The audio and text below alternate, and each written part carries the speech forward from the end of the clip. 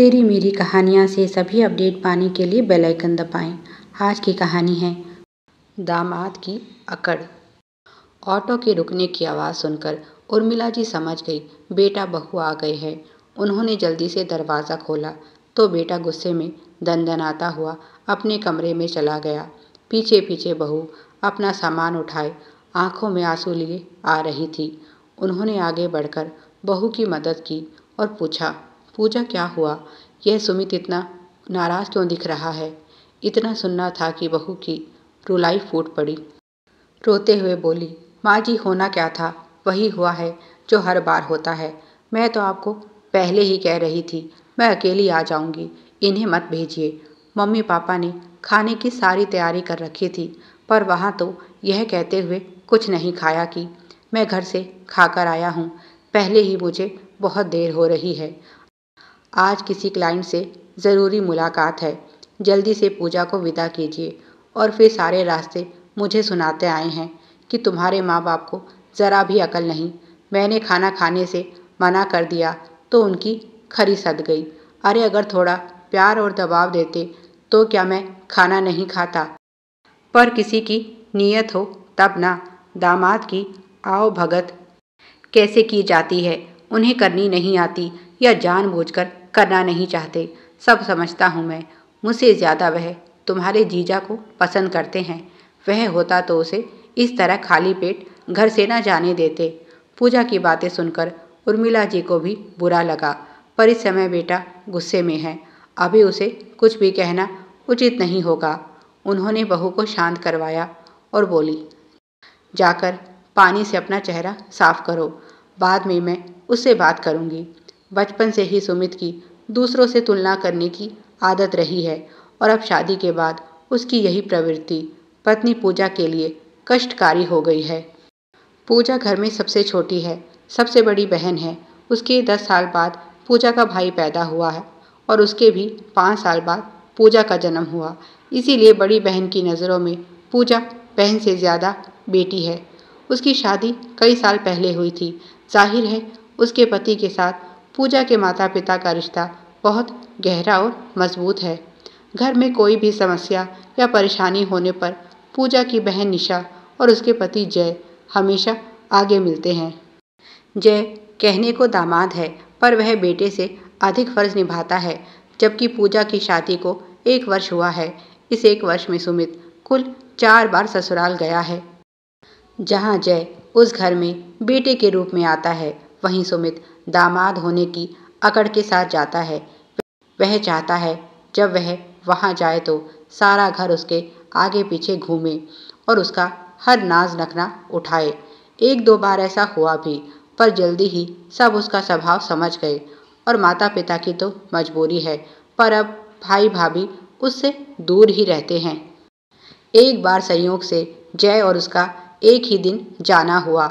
उस दिन जब उसने जय के आसपास पूरे परिवार को घूमते हंसते बोलते देखा तो उसे लगा दामाद होने का उचित सम्मान तो केवल जय को मिलता है। उसके साथ तो यह लोग सिर्फ खाना पूर्ति करते हैं।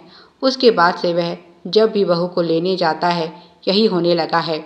सुमित को अपना रूखा व्यवहार नज़र नहीं आता पर पूजा के परिवार वालों की 100 गलतियाँ निकाल देता है। वह तो उसके माता पिता की शर्म भी नहीं रखता। उन्हीं के सामने पूजा को दिल दुखाने वाली बातें कहकर वह मन ही मन प्रसन्न होता है। उसे लगता है डर कर पूजा के घर वाले उसकी अच्छी खातिरदारी करेंगे पर नहीं समझता ऐसा करके वह उस घर में और उनके दिलों में अपना ही सम्मान कम कर रहा है। सुमित के व्यवहार का असर उर्मिला जी और उनके रिश्ते पर भी दिखने लगा है। पहले जहाँ पूजा की माँ और उर्मिला जी में अक्सर बातें हो जाया करती थी, अब केवल त्योहारों के अवसर पर शुभकामनाएं देने तक ही उनका रिश्ता सीमित हो गया है। पूजा के माता पिता ने कभी उनसे बेटे की शिकायत तो नहीं की पर उनका यह व्यवहार उनकी नाराज़गी साफ दर्शाता है। गलती उनकी भी नहीं है। अमूमन दामाद के इस तरह के व्यवहार के पीछे उसके माता पिता का हाथ माना जाता है। रात को सुमित कुछ शांत था। उर्मिला जी ने मौका देखकर बात छेड़ी, क्या हुआ सुमित? आज सुबह तू बहू को लेकर आया तो बहुत गुस्से में था। सुमित बोला, अब क्या बताऊं माँ, मैंने तो सोचा था सबसे छोटा दामाद हूँ, मुझे ससुराल में बहुत मान सम्मान और प्यार मिलेगा, पर इसके घरवाले तो मुझे वहाँ देखकर भी खुश नहीं होते। भाई भाभी काम का बहाना बनाकर खिसक जाते हैं। माँ बाप की शक्ल ऐसी बनी होती है जैसे मेरे साथ बैठना उनके लिए कोई सज़ा हो। उर्मिला जी ध्यान से उसकी बातें सुन रही थी, फिर धीरे से बोली, क्या जय के साथ भी वह ऐसा ही करते हैं? सुमित बोला, नहीं, उसके साथ तो बड़ी हंसी ठिठोली चलती है। मना करने के बाद भी सासू माँ अधिकार सहित अपने हाथों से उसे खाना खिला देती हैं। अरे मेरे एक बार मना करने के बाद उनसे झूठ मूठ भी नहीं कहा जाता कि बेटा थोड़ा सा तो और खा लो। मैं तो पूजा को कह रहा हूँ, तुम्हारी उस घर में कोई जगह नहीं, सभी को बस तुम्हारी बहन प्यारी है। तभी तो सब उसके पति को सर आँखों पर बिठाकर रखते हैं और यहाँ मुझे देखकर खुद छुपने के लिए कोने तलाशने लगते हैं। आप भी सुन लीजिए, आगे से मुझे वहाँ जाने के लिए मजबूर मत करिएगा। आगे से पूजा अपने आप आ जाएगी, मैं उसे लेने नहीं जाऊँगा।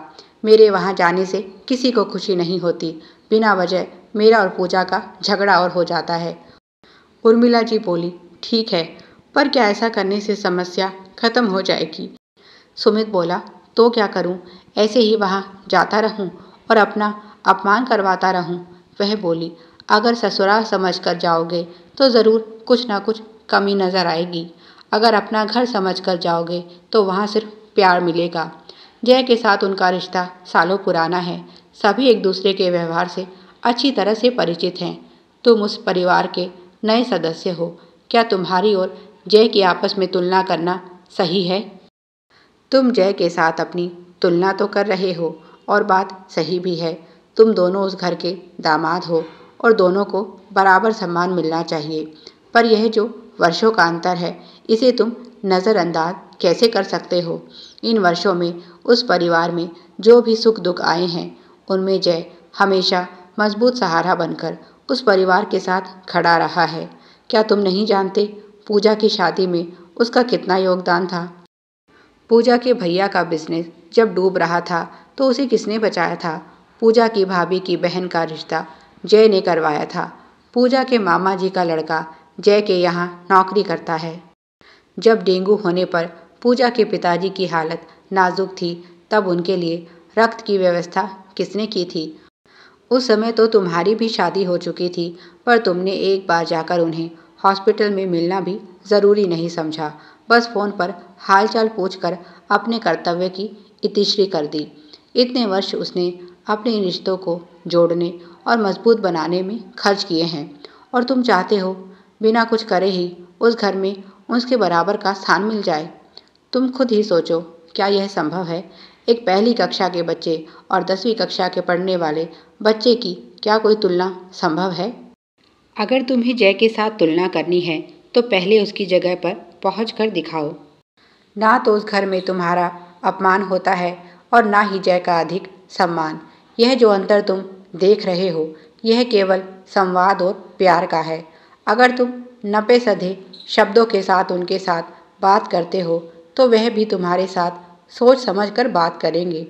पर अगर तुम दिल खोलकर अपना घर समझकर उन्हें भी अपने माँ बाप की तरह सम्मान दोगे तो वह भी तुम्हें बेटे का प्यार देंगे। जय को वहाँ जो मिलता है वह एक दामाद वाला सम्मान नहीं, बल्कि एक बेटे का प्यार है।